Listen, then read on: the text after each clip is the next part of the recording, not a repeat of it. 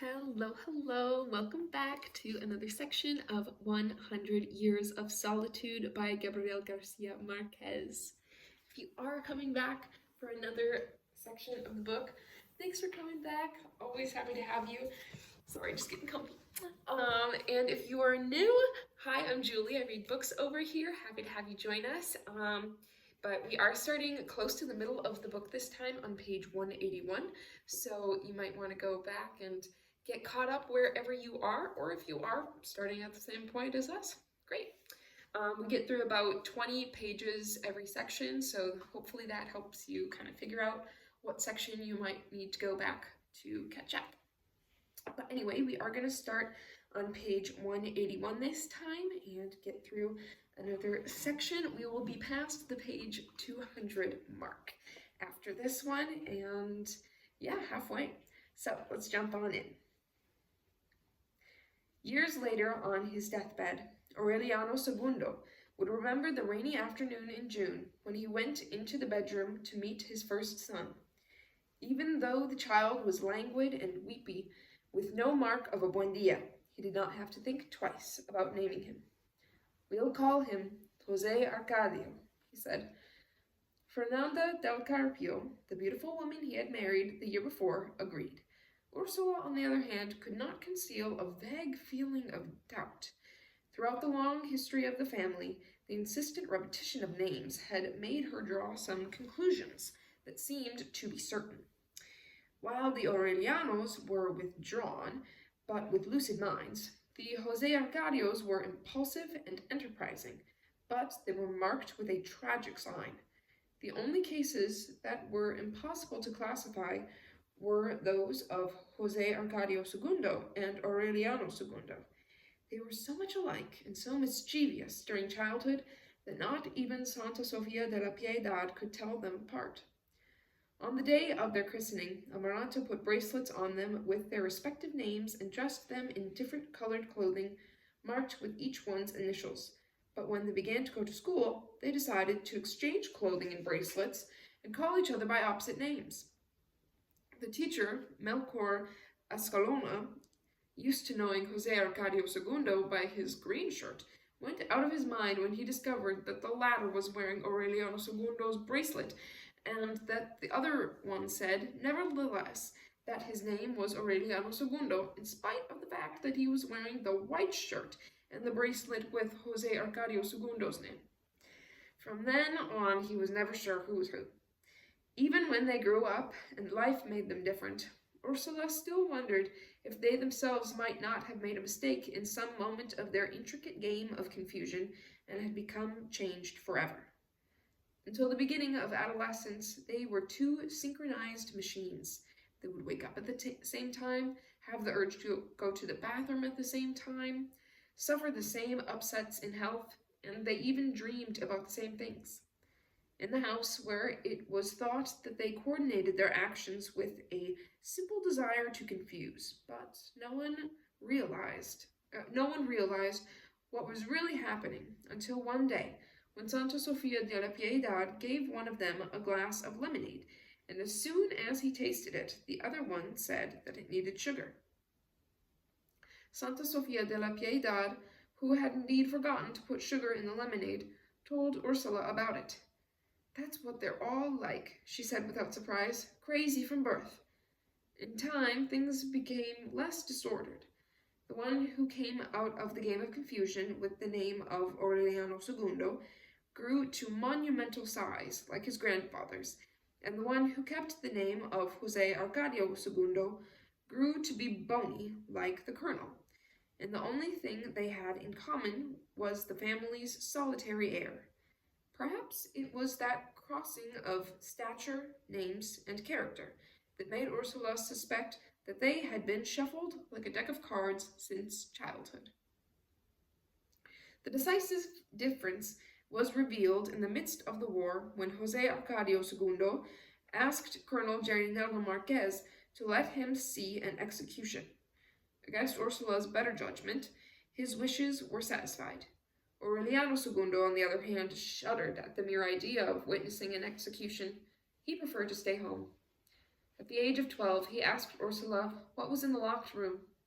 Papers, she answered. Melquiades' books and the strange things that he wrote in his last years. Instead of calming him, the answer increased his curiosity. He demanded so much, promised with such insistence that he would not mistreat the things, that Ursula gave him the keys. No one had gone into the room again since they had taken Melquiades' body out and had put on the door a padlock whose parts had become fused together with rust. But when Aureliano II opened the windows, a familiar light entered that seemed accustomed to lighting the room every day, and there was not the slightest trace of dust or cobwebs, with everything swept and clean, better swept and cleaner than on the day of the burial, and the ink had not dried up in the inkwell, nor had oxidation diminished the shrine of the metals, nor had the embers gone out under the water pipe where Jose Arcadio Buendia had vaporized mercury. On the shelves were the books bound in a cardboard-like material, pale like tanned human skin, and the manuscripts were intact. In spite of the rooms having been shut up for many years, the air seemed fresher than in the rest of the house. Everything was so recent that several weeks later, when Ursula went into the room with a pail of water and a brush to wash the floor, there was nothing for her to do. Aureliano II was deep in the reading of a book. Although it had no cover and the title did not appear anywhere, the boy enjoyed the story of a woman who sat at a table and ate nothing but kernels of rice, which she picked up with a pin, and the story of a fisherman who borrowed a weight from his net from a neighbor, and when he gave him a fish in payment later, it had a diamond in its stomach, and the one about the lamp that fulfilled wishes, and about flying carpets. Surprised, he asked Ursula if all that was true, and she answered him that it was, that many years ago the gypsies had brought magic lamps and flying mats to Macondo. "What's happening," she sighed, "is that the world is slowly coming to an end, and those things don't come here anymore." When he finished the book, in which many of the stories had no endings because the pages were missing, Aureliano II set about deciphering the manuscripts. It was impossible. The letters looked like clothes hung out to dry on a line, and they looked more like musical notation than writing.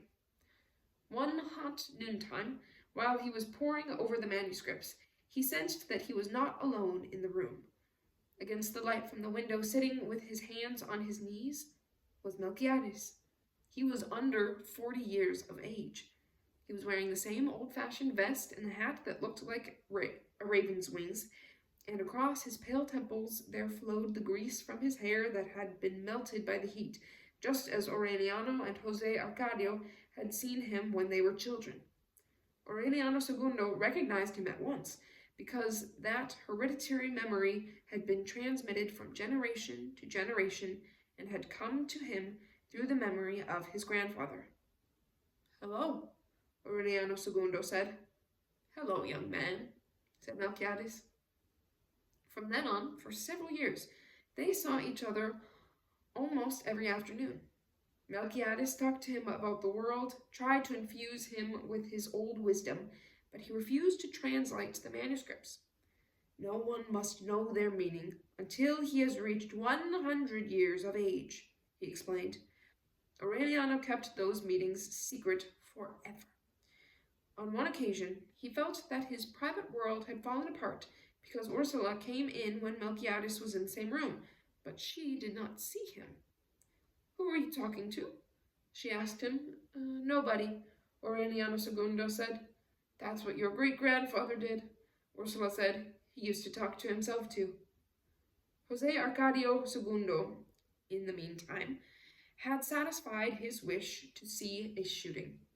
For the rest of his life he would remember the livid flash of the 6 simultaneous shots and the echo of the discharge as it broke against the hills, and the sad smile and perplexed eyes of the man being shot, who stood erect while his shirt became soaked with blood, and who was still smiling, even when they untied him from the post and put him in a box filled with quicklime.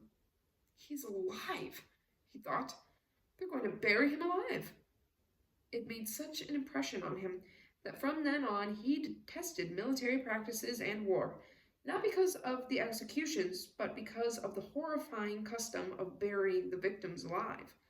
No one knew then exactly when he began to ring the bells in the church tower and assist Father Antonio Isabel, the successor to the pup, at Mass, and to take care of the fighting cocks in the courtyard of the parish house. When Colonel Gerinaldo Marquez found out, he scolded him strongly for learning occupations repudiated by the liberals. "The fact is," he answered, "I think I've turned out to be a conservative." He believed it as if it had been determined by fate. Colonel Gerinaldo Marquez, scandalized, told Ursula about it. "It's better that way," she approved. "Let's hope that he becomes a priest so that God will finally come into this house." It was soon discovered that Father Antonio Isabel was preparing him for his first communion. He was teaching him the catechism as he shaved the necks of his roosters. He explained to him with simple examples, as he put the brooding hens into their nests, how it had occurred to God on the second day of creation that chickens would be formed inside of an egg. From that time on, the parish priest began to show the signs of senility that would lead him to say years later that the devil had probably won his rebellion against God, and that he was the one who sat on the heavenly throne, without revealing his true identity in order to trap the unwary. Warmed up by the persistence of his mentor, in a few months, Jose Arcadio II came to be as adept in theological tricks used to confuse the devil as he was skilled in the tricks of the cockpit. Amaranta made him a linen suit with a collar and tie, bought him a pair of white shoes, and engraved his name in gilt letters on the ribbon of the candle. 2 nights before his first communion, Father Antonio Isabel closeted himself with him in the sacristy to hear his confession with the help of a dictionary of sins. It was such a long list that the aged priest, used to going to bed at 6 o'clock, fell asleep in his chair before it was over. The interrogation was a revelation for Jose Arcadio II. It did not surprise him that the priest asked him if he had done bad things with women, and he honestly answered no, but he was upset with the question as to whether he had done them with animals. The first Friday in May, he received communion, tortured by curiosity. Later on, he asked Petronio, the sickly sexton who lived in the belfry and who, according to what they said, fed himself on bats, about it, and Petronio answered him, "There are some corrupt Christians who do their business with female donkeys." Jose Arcadio II still showed so much curiosity and asked so many questions that Petronio lost his patience. "I go Tuesday nights," he confessed. "If you promise not to tell anyone, I'll take you next Tuesday." Indeed, on the following Tuesday, Petronio came down out of the tower with a wooden stool which until then no one had known the use of, and he took Jose Arcadio II to a nearby pasture. The boy became so taken with those nocturnal raids that it was a long time before he was seen at Catarino's. He became a cockfight man. "Take those creatures somewhere else," Ursula ordered him the first time she saw him come in with his fine fighting birds. "Roosters have already brought too much bitterness to this house for you to bring us any more." Jose Arcadio II took them away without any argument, but he continued breeding them at the house of Pilar Ternera, his grandmother, who gave him everything he needed in exchange for having him in her house. He soon displayed in the cockpit the wisdom that Father Antonio Isabel had given him, and he made enough money not only to enrich his brood, but also to look for a man's satisfactions. Ursula compared him with his brother at that time, and could not understand how the twins, who looked like the same person in childhood, had ended up so differently. Her perplexity did not last very long, for quite soon Aureliano II began to show signs of laziness and dissipation. While he was shut up in Melquiades' room, he was drawn into himself, the way Colonel Aureliano Buendia had been in his youth. But a short time after the Treaty of Neerlandia, a piece of chance took him out of his withdrawn self and made him face the reality of the world. A young woman, who was selling numbers for the raffle of an accordion, greeted him with a great deal of familiarity. Aureliano II was not surprised, for he was frequently confused with his brother, but he did not clear up the mistake, not even when the girl tried to soften his heart with sobs, and she ended taking him to her room.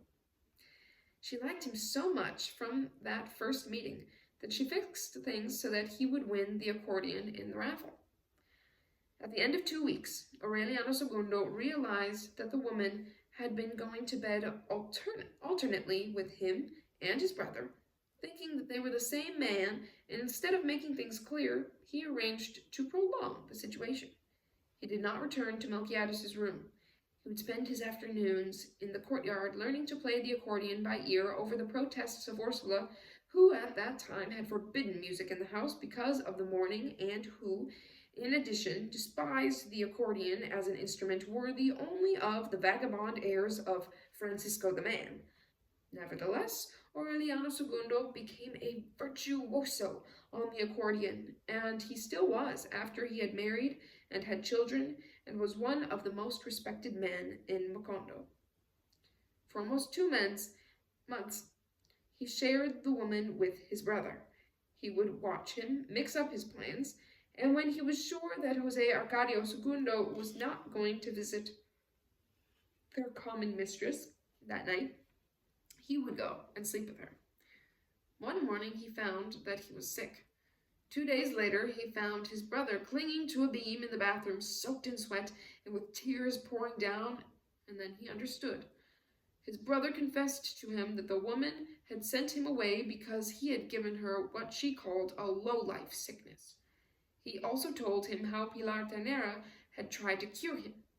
Aureliano II submitted secretly to the burning baths of permanganate and to diuretic waters, and both were cured separately after 3 months of secret suffering. Jose Arcadio II did not see the woman again. Aureliano II obtained her pardon and stayed with her until his death. Her name was Petra Cotes. She had arrived in Macondo in the middle of the war with a chance husband who lived off raffles, and when the man died, she kept up the business. She was a clean, young mulatto woman with yellow, almond-shaped eyes that gave her face the ferocity of a panther, but she had a generous heart and a magnificent vocation for love. When Ursula realized that Jose Arcadio II was a cockfight man and that Aureliano II played the accordion with his concubine's noisy parties, she thought she would go mad with the combination. It was as if the defects of the family and none of the virtues had been concentrated in both. Then she decided that no one again would be called Aureliano or Jose Arcadio. Yet, when Aureliano II had his first son, she did not dare go against his will. "All right," Ursula said, "but on one condition. I will bring him up." Although she was already 100 years old and on the point of going blind from cataracts, she still had her physical dynamism, her integrity of character, and her mental balance intact. No one would be better able than she to shape the virtuous man who would restore the prestige of the family, a man who would never have heard talk of war, fighting cocks, bad women, or wild undertakings. 4 calamities that, according to what Ursula thought, had determined the downfall of their line. "This one will be a priest," she promised solemnly, "and if God gives me life, he'll be Pope someday." They all laughed when they heard her, not only in the bedroom, but all through the house, where Aureliano II's rowdy friends were gathered.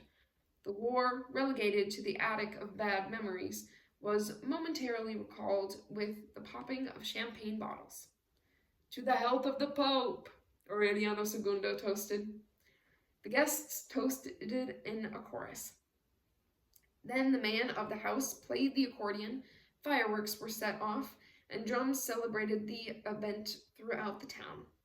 At dawn, the guests, soaked in champagne, sacrificed 6 cows and put them in the street at disposal of the crowd. No one was scandalized. Since Aureliano II had taken charge of the house, those festivities were a common thing, even when there was no motive as proper as the birth of a pope. In a few years, without effort, simply by luck, he had accumulated one of the largest fortunes in the swamp, thanks to supernatural proliferation of his animals.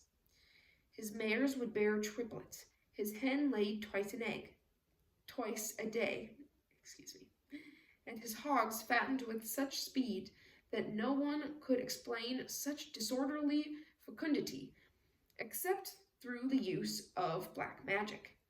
"Save something now," Ursula would tell her wild great-grandson. "This luck is not going to last all your life." But Aureliano II paid no attention to her. The more he opened champagne to soak his friends, the more wildly his animals gave birth, and the more he was convinced that his lucky star was not a matter of his conduct, but an influence of Petra Cotes, his concubine, whose love had the virtue of exasperating nature.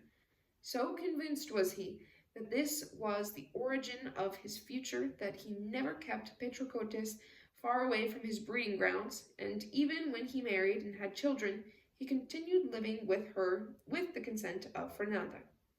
Solid, monumental like his grandfather's, but with a joie de vivre and an irresistible good humor that they did not have, Aureliano II scarcely had time to look after his animals.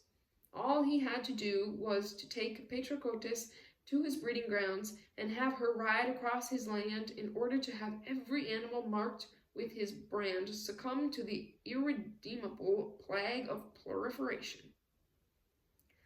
Like all the good things that occurred in his long life, that tremendous fortune had its origins in chance. Until the end of the wars, Petra Cotes continued to support herself with the returns from her raffles, and Aureliano II was able to sack Ursula's savings from time to time. They were a frivolous couple, no other worries except going to bed every night, even on forbidden days, and frolicking there until dawn. "That woman has been your ruination," Ursula would shout at her great-grandson when she saw him coming into the house like a sleepwalker. "She's got you so bewitched that one of these days I'm going to see you twisting around with colic and with a toad in your belly." Jose Arcadio II, who took a long time to discover that he had been supplanted, was unable to understand his brother's passion. He remembered Petra Cotes as an ordinary woman, rather lazy in bed, and completely lacking in any resources for lovemaking. Deaf to Ursula's clamor and the teasing of his brother, Aureliano II only thought at that time of finding a trade that would allow him to maintain a house for Petra Cotes and to die with her, on top of her, and underneath her, during a night of feverish license. When Colonel Aureliano Buendia opened up his workshop again, seduced at last by the peaceful charms of old age, Aureliano II thought that it would be good business to devote himself to the manufacture of little gold fishes. He spent many hours in the hot room watching how the hard sheets of metal worked by the colonel with the inconceivable patience of disillusionment were slowly being converted into golden scales. The work seemed so laborious to him, and the thought of Petra Cotes was so persistent and pressing that after 3 weeks he disappeared from the workshop. It was during that time that it occurred to Petra Cotes to raffle off rabbits. They reproduced and grew up so fast that there was barely time to sell the tickets for the raffle. At first, Aureliano II did not notice the alarming proportions of the proliferation. But one night, when nobody in town wanted to hear about the rabbit raffle anymore, he heard a noise by the courtyard door. "Don't get worried," Petra Cotes said. "It's only the rabbits. They could not sleep, tormented by the uproar of the animals." Oh, she's not saying that anymore. "It's only the rabbits." They could not sleep, tormented by the uproar of the animals. At dawn, Aureliano II opened the door and saw the courtyard paved with rabbits, blue in the glow of dawn. Petra, Cotes, dying with laughter, could not resist the temptation of teasing him. "Those are the ones who were born last night," she said. "Oh my God," he said. "Why don't you raffle off cows?" A few days later, in an attempt to clean out her courtyard, Petra Cotes exchanged the rabbits for a cow, who 2 months later gave birth to triplets. That was how things began. Overnight, Aureliano II became the owner of land and livestock, and he barely had time to enlarge his overflowing barns and pig pens. It was a delirious prosperity that even made him laugh, and he could not help doing crazy things to release his good humor. "Cease, cows, life is short," he would shout. Ursula wondered what entanglements he had gotten into, whether he might be stealing, whether he had become a rustler. And every time she saw him uncorking champagne, just for the pleasure of pouring the foam over his head, she would shout at him and scold him for the waste. It annoyed him so much that one day, when he awoke in a merry mood, Aureliano II appeared with a chest full of money, a can of paste, and a brush, and singing at the top of his lungs the old songs of Francisco the Man, he papered the house inside and out, and from the top to bottom with 1 peso banknotes. The old mansion, painted white since the time they had brought the pianola, took on the strange look of a mosque. In the midst of the excitement of the family, the scandalization of Ursula, the joy of the people cramming the street to watch that apotheosis of squandering, Aureliano II finished by papering the house from the front to the kitchen, including bathrooms and bedrooms, and threw the leftover bills into the courtyard. "Now," he said in a final way, "I hope that nobody in this house ever talks to me about money again." That was what happened. Ursula had the bills taken down, stuck to great cakes of whitewash, and the house was painted white again. "Dear Lord," she begged, "make us poor again, the way we were when we founded this town, so that you will not collect for this squandering in another life." Her prayers were answered in reverse. One of the workmen removing the bills bumped into an enormous plaster statue of St. Joseph that someone had left in the house during the last years of the war, and the hollow figure broke to pieces on the floor. It had been stuffed with gold coins. No one could remember who had brought the life-size saint. 3 men brought it, Amaranta explained. They asked us to keep it until the rains were over, and I told them to put it there in the corner where nobody would bump into it, and there they put it, and very carefully, and there it's been ever since, because they never came back for it. Later on, Ursula had put candles on it and had prostrated herself before it, not suspecting that instead of a saint, he was adorning almost 400 pounds of gold.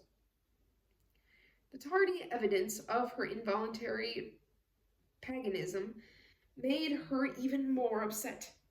She spat on the spectacular pile of coins, put them in 3 canvas sacks, and buried them in a secret place, hoping that sooner or later the 3 unknown men would come to reclaim them.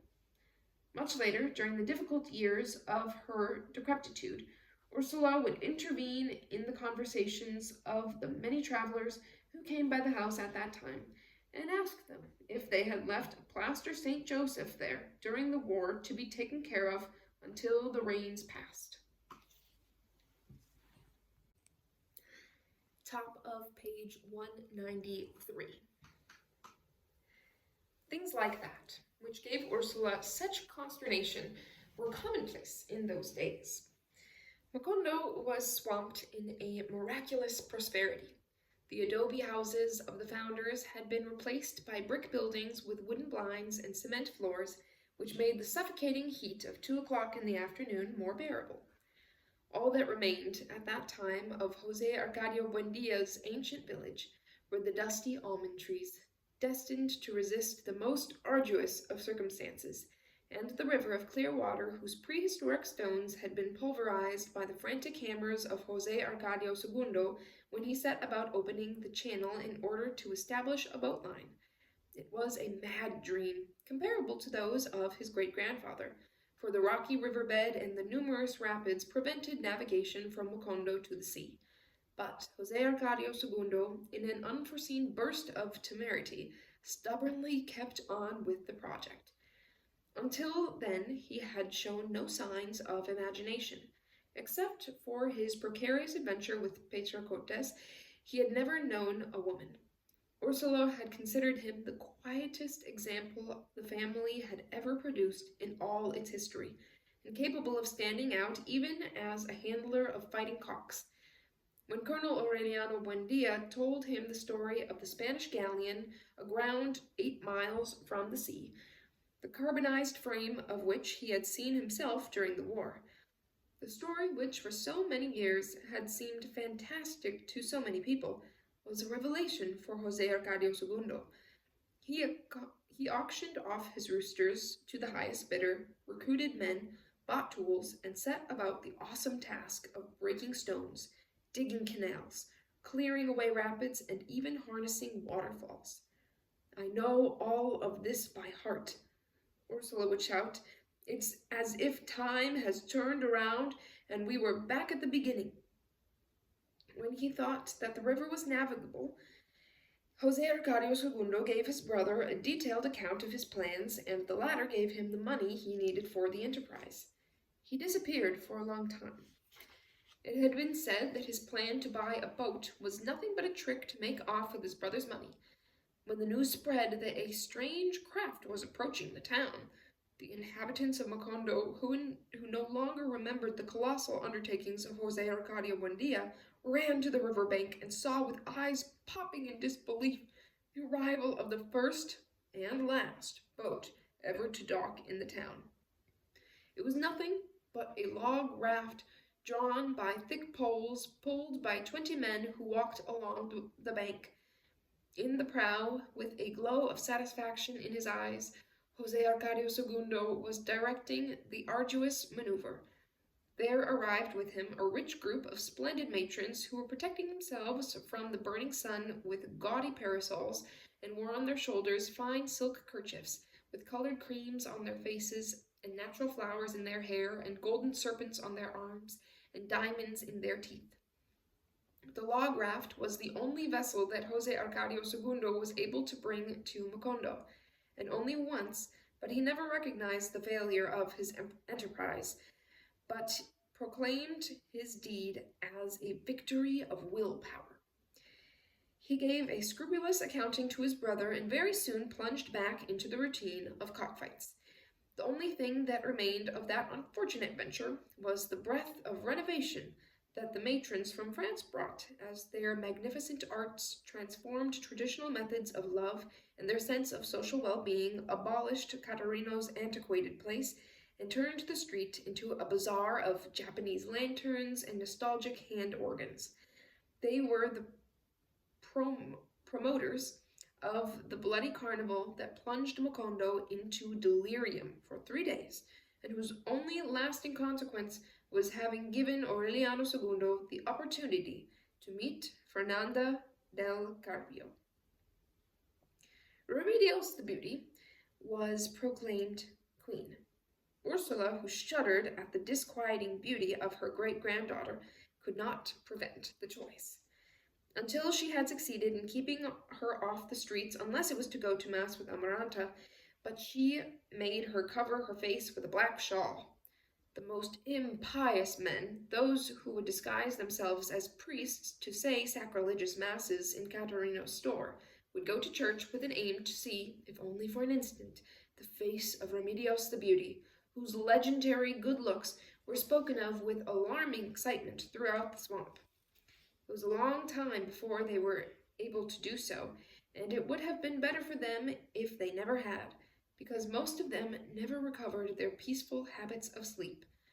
The man who made it possible, a foreigner, lost his serenity forever, became involved in the sloughs of abjection and misery, and years later was cut to pieces by a train after he had fallen asleep on the tracks. From the moment he was seen in the church, wearing a green velvet suit and an embroidered vest, no one doubted that he came from far away, perhaps some distant city outside of the country, attracted by the magical fascination of Remedios the Beauty. He was so handsome, so elegant and dignified, with such presence, that Pietro Crespi would have been a mere fop beside him, and many women whispered with spiteful smiles that he was the only one who really should have worn the shawl. He did not speak to anyone in Macondo. He appeared at dawn on Sunday, like a prince in a fairy tale, riding a horse with silver stirrups and a velvet blanket, and he left town after Mass. The power of his presence was such that from the first time he was seen in the church, everybody took it for granted that a silent and tense duel had been established between him and Remedios the Beauty, a secret pact, an irrevocable challenge that would end not only in love, but also in death. On the 6th Sunday, the gentleman appeared with a yellow rose in hand. He heard Mass standing, as he always did, and at the end he stepped in front of Remedios the Beauty and offered her the solitary rose. She took it with a natural gesture, as if she had been prepared for that homage. But then she uncovered her face and gave her thanks with a smile. That was all she did, not only for the gentleman, but for all the men who had the unfortunate privilege of seeing her. That was an eternal instant. From then on, the gentleman had a band of musicians play beside the window of Remedios the Beauty, sometimes until dawn. Aureliano II was the only one who felt a cordial compassion for him, and he tried to break his perseverance. "Don't waste your time anymore," he told him one night. "The women in this house are worse than mules." He offered him his friendship, invited him to bathe in champagne, tried to make him understand that the females of his family had insides made of flint, but he could not weaken his obstinacy. Exasperated by the interminable nights of music, Colonel Aureliano Buendia threatened to cure his affliction with a few pistol shots. Nothing made him desist except his own lamentable state of demoralization. From a well-dressed and neat individual, he became filthy and ragged. It was rumored that he had abandoned power and fortune in his distant nation, although his origins were actually never known. He became argumentative, a barroom brawler, and he would wake up rolling in his own filth in Caterino's store. The saddest part of his drama was that Remedios the Beauty did not notice him, not even when he appeared in church dressed like a prince. She accepted the yellow rose without the least bit of malice, amused rather by the extravagance of the act, and she lifted her shawl to see his face better, not to show hers. Actually, Remedios the Beauty was not a creature of this world. Until she was well along in puberty, Santa Sofia de la Piedad had to bathe and dress her, and even when she could take care of herself, it was necessary to keep an eye on her so that she would not paint little animals on the walls with a stick daubed in her own excrement. She reached 20 without knowing how to read or write, unable to use the silver at the table, wandered naked through the house because her nature rejected all manner of convention. When the young commander of the guard declared his love for her, she rejected him simply because his frivolity startled her. "See how simple he is," she told Amaranta. "He says that he's dying because of me, as if I were a bad case of colic," when indeed they found him dead beside her window. Remedios the Beauty confirmed her first impression. "You see," she commented, "he was a complete simpleton." It seemed as if some penetrating lucidity permitted her to see the reality of things beyond any formalism. That at least was the point of view of Colonel Aureliano Buendia, for whom Remedios the Beauty was in no way mentally retarded, as was generally believed, but quite the opposite. "It's as if she's come back from 20 years of war," he would say. Ursula, for her part, thanked God for having awarded the family with a creature of exceptional purity, but at the same time she was disturbed by her beauty, for it seemed a contradictory virtue to her, a diabolical trap at the center of her innocence. It was for that reason that she decided to keep her away from the world, to protect her from all earthly temptation, not knowing that Remedios the beauty, even from the time when she was in her mother's womb, was safe from any contagion. It never entered her head that they would elect her beauty queen of the Carnival pandemonium, but Aureliano II, excited at the caprice of disguising himself as a tiger, brought Father Antonio Isabel to the house in order to convince Ursula that the carnival was not a pagan feast, as she said, but a Catholic tradition. Finally convinced, even though reluctantly, she consented to the coronation. The news that Remedios Buendia was going to be the sovereign ruler of the festival went beyond the limits of the swamp in a few hours, reached distant places where the prestige of her beauty was not known, and it aroused the anxiety of those who still thought of her last name as a symbol of subversion. The anxiety was baseless. If anyone had become harmless at that time, it was the aging and disillusioned Colonel Aureliano Buendia, who was slowly losing all contact with the reality of the nation. Enclosed in his workshop, his only relationship with the rest of the world was his business in little gold fishes. One of the soldiers who had guarded his house during the first days of peace would go sell them in the villages of the swamp and return loaded down with coins and news that the conservative government, he would say, with the backing of the liberals, was reforming the calendar so that every president could remain in power for 100 years. That the concordat with the Holy See had finally been signed, and a cardinal had come from Rome with a crown of diamonds and a throne of solid gold, and that the liberal ministers had had their pictures taken on their knees in the act of kissing his ring, that the leading lady of a Spanish company passing through the capital had been kidnapped by a band of masked highwaymen, and on the following Sunday she had danced in the nude out at the summer house of the President of the Republic. "Don't talk to me about politics," the colonel would tell him. "Our business is selling little fishes." The rumor that he did not want to hear anything about the situation in the country because he was growing rich in his workshop made Ursula laugh when it reached her ears. With her terrible practical sense, she could not understand the colonel's business as he exchanged little fishes for gold coins, and then converted the coins into little fishes, and so on, with the result that he had to work all the harder with the more he sold in order to satisfy an exasperating vicious circle.